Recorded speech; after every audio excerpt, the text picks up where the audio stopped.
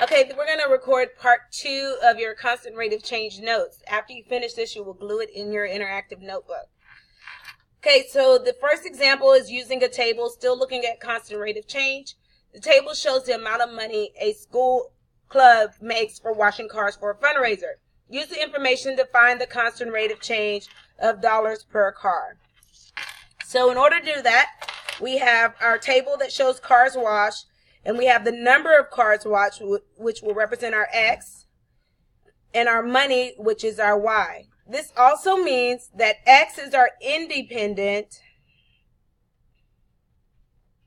axis, and Y is our dependent axis, which you guys should have covered last year. Dependent axis. Okay, so the money depends on how many cars you wash. So the Y is always dependent, while the X is always independent. Okay, so from number of cars, from 5 to 10, I added 5. From 10 to 15, I added 5. From 15 to 20, I also added 5. So on my change in my X values, I added 5 every time. On my Y values, from 40 to 80, I added 20. From 80 to 120, I'm sorry, that's 40. I added 40. I added 40 again, and then again I add 40. So my change in the money that I made goes over the change in number of cars washed. Number of cars. So we're always looking at the change. Remember, we're not doing constant of proportionality where we do 40 over 5. We're looking at the change in those things. So my change in money was $40 for every 5 cars I wash. Okay, and so the money earned increased by $40 for every 5 cars. Okay, now I'm going to write that down as a unit rate. And I have 40 over 5, which I need to figure out, well, how much am I getting paid for one car? How much am I making for one car? And you should find that that's $8. If you divide by 5, divide by 5. And you get $8. So the number of dollars earned increased by $8 for every car washed.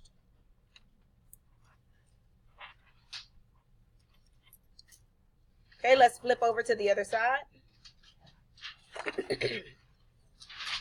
So basically we're going to do the same thing, but we've been doing it as a table. So your notes in part 1 was just your table notes, and then this is also involving graph.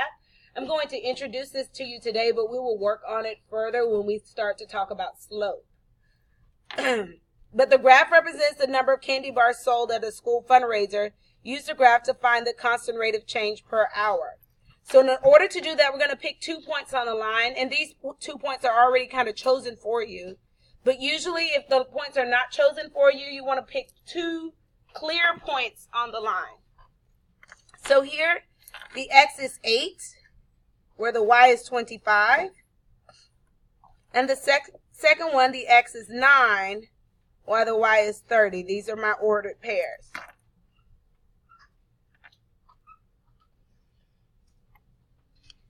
So next I have to label my points. So I'm just going to rewrite my ordered pairs, 8 and 25 and 9 and 30.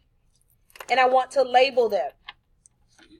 8 was my first point I seen because it's my first point because I read left to right. So this is my first point ordered pair that I saw. So this will be X1. And this one is our Y-axis, so that will be Y1. It is important that you label it 1. Okay? And then my second set will be X2, Y2.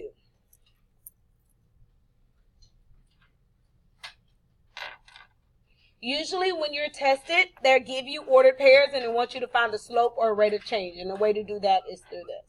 Okay? So first, I need to find my change in my Y-axis, which is by changing candy bars.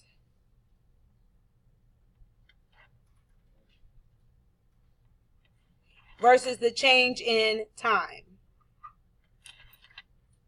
In order to do that, I'm going to have y2 minus y1. y2 is 30. y1 is 25. x2 is 9 minus x1 is 8. Okay? Essentially, all I'm doing is finding the change in the y-axis here and then the change in the x-axis from one point to the other. That's all I'm doing. So from 30 to 25 and then from 8 to 9. I'm just finding the change. These are called slope triangles. We'll talk about them later on when we get into slope. So 30 minus 25 is 5, and 9 minus 8 is 1. So I would transfer this to unit rate, which is already written in the unit rate. Notice I do not just make this 5. This is rate. The 5 stands for something, the 1 stands for something. So I didn't just make it 5. It's 5 over 1. Well, 5 represents the candy bars and 1 represents the time in hours. So that is the same thing as saying 5 candy bars per hour. 5 candy bars per 1 hour. Okay? Go ahead and glue this into your notebook, and then we're going to grab the next exercise, and I'm going to work a few examples with you. Okay, so this should be the next page that you have in front of you, which is you'll work on it in class and finish it for homework. These first 4 problems, all you need to do is find the rate of change and then simplify it to the smallest form. The next set of problems, 5 through 12, you have to find the rate of change and write a sentence to explain what they mean. So I'm going to go over 2 examples with you, really just kind of 1.5 right now. Actually, I'll do 1.5. So let's start with number 5. Everybody should be at number 5. Everybody should be looking at number 5. Okay, at 4 p.m., actually, let me get my thing working. At 4 p.m., the level of the water in the lake was 10 feet. At 4 p.m., the level of the water in the lake was 10 feet. At 8 p.m., it was 2 feet. Determine the constant rate of change in the water. So what I would do, the best practice to answer this question is to kind of set up a table, my x and y. Remember, your y is dependent, so time is always dependent. Time doesn't wait on anybody. Time is going to move regardless.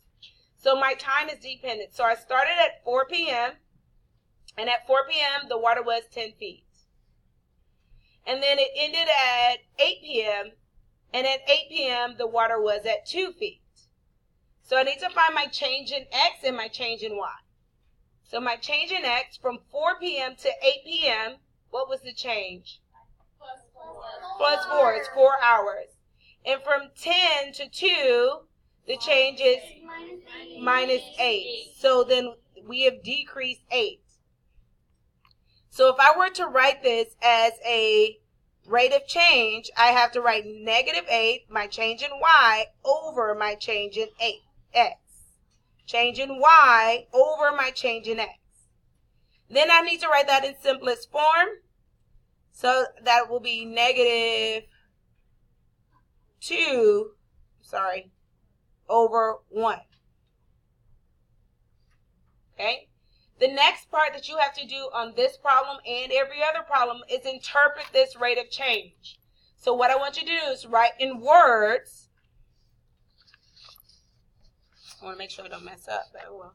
To write in words, the water level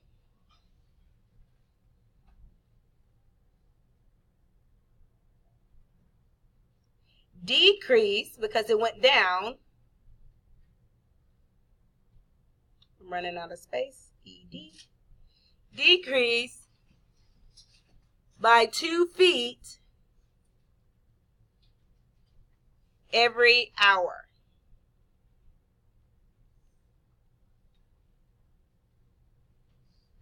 That ran out of space. That's hour. H-O-U-R.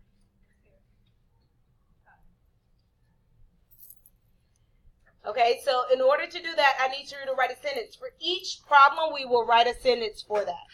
Okay? One more example I'll go over with you because I want you to be careful about time. So the temperature at noon, let's look at number 7.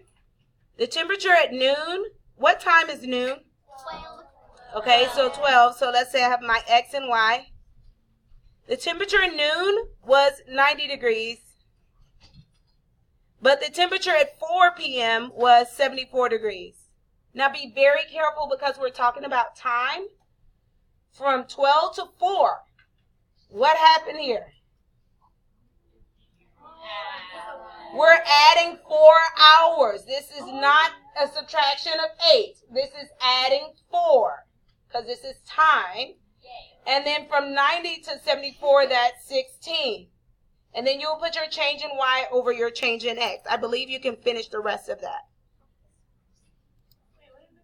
If whatever you don't finish in class will be homework. So go ahead and finish it for homework.